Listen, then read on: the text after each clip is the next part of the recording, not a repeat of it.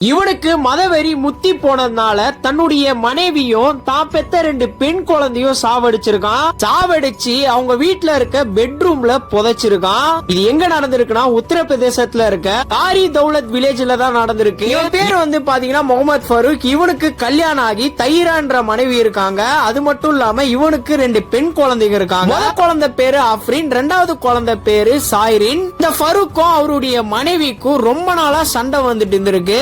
ஒரு கடத்துல இந்த சண்டை முத்தி போய் தைரா என்னுடைய அம்மா வீட்டுக்கு போறேன் அப்படின்னு சொல்லிட்டு அவங்களுடைய 2 மகள்களையும் கூப்பிட்டு போயிடுறாங்க.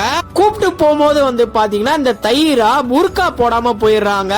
அத பார்த்த இந்த ஃபரூக்கு ரொம்பவே உறுத்திட்டு இருந்திருக்கு. இவங்க புர்கா போடாததுனால அது இவனுக்கு கௌரவ குறைச்சல் ஆயிடுச்சாமா. அது இவனை அவமானப்படுத்துற மாதிரி இருக்குன்னு நினைச்சுக்கிட்டு அதனால தைராவை கொல்லலாம் அப்படின்னு சொல்லிட்டு பிளான் போடுறான். தைராவுடைய அம்மா வீட்டுக்கு போயிட்டு சமாதானம் பண்ணி கூப்பிட்டு வந்துடுறான் தைராவையும் அவங்களுடைய மகள்களையும். டிசம்பர் 10ஆம் தேதி வந்து பாத்தீங்கன்னா வீட்டுக்கு வந்தவனே தைரா கிட்ட டீ போட சொல்லி கேட்டிருக்கான் ஃபரூக். தைராவும் டீ போட்டு எடுத்துட்டு வந்திருக்காங்க. அப்போ இந்த ஃபரூக் கண்ணை மறைச்சு வச்சிருந்திருக்கான் போல.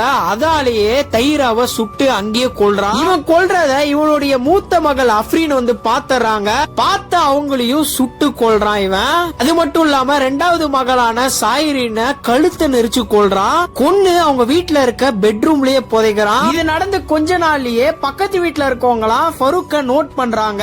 அவங்களே ஃபரூக் கிட்ட கேக்குறாங்க, எங்க ஒரு வாரமா உங்களுடைய மனைவி பிள்ளைங்களா காணோம் அப்படின்னு சொல்லிட்டு கேக்குறாங்க. அதுக்கு அவன் எங்க மாமியார் வீட்டுக்கு போயிருக்காங்க அப்படின்னு வந்து சொல்லியிருக்கான். போலீஸ் விசாரிக்கும் போதுதான் தெரியுது அவங்க அங்க போல, இவன் தான் கொன்னு அவங்க வீட்லயே புதைச்சிருக்கான்னு தெரிய வருது. இவன் பண்ண இந்த விஷயத்த அவன் கும்பற அல்லாவே மன்னிக்க மாட்டாரு. நீங்க இத பத்தி என்ன நினைக்கிறீங்க அப்படின்னு சொல்லிட்டு உங்களுடைய கமெண்ட்ஸ கமெண்ட்ல சொல்லுங்க. இந்த வீடியோ முடிஞ்ச அளவுக்கு நிறைய பேருக்கு ஷேர் பண்ணி விடுங்க.